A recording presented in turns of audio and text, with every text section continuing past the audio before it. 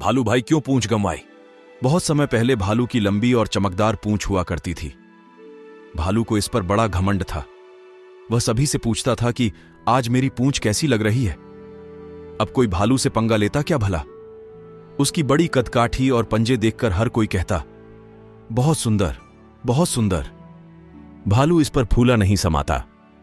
भालू दिन भर अपनी पूंछ की तारीफ सुनता रहता। एक बार ठंड के दिनों में कुछ ज्यादा ही ठंड पड़ी, इतनी कि झील और तालाब सब जम गए। शिकार ढूंढना मुश्किल हो गया।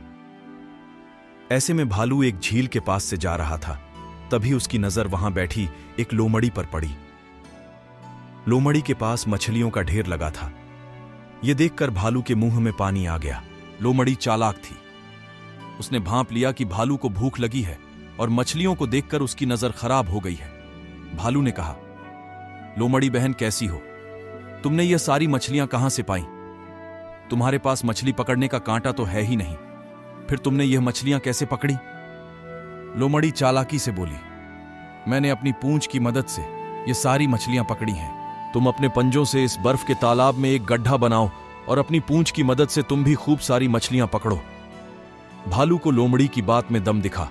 उसने तुरंत अपने तेज पंजों से एक गड्ढा बना दिया। अब क्या करूं? भालू ने पूछा। लोमड़ी बोली, अब पूंछ गड्ढे में डालकर बैठ जाओ। जैसे ही मछली फंसेगी तुम्हें अपने आप मालूम पड़ जाएगा। पर हां, ज्यादा हिलना डुलना मत और सिर्फ मछली के बारे में सोचना।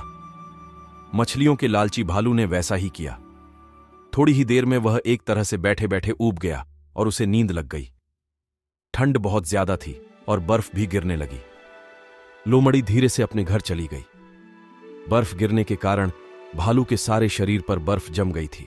काफी देर बाद जब भालू हड़बड़ाकर उठा तो उसे अपनी स्थिति का आभास हुआ। उसने अपनी पूंछ को एक झटके से गड्ढे से बाहर निकाला। पूंछ तो बर्फ में जमी हुई थी।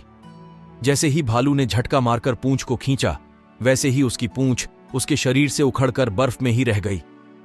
वह चिल्लाया, अरे मेरी पूंछ कहां गई? मेरी सुंदर पूंछ कहां गई? भालू ने लोमड़ी को बहुत बुरा भला कहा, लेकिन अब क्या हो सकता था?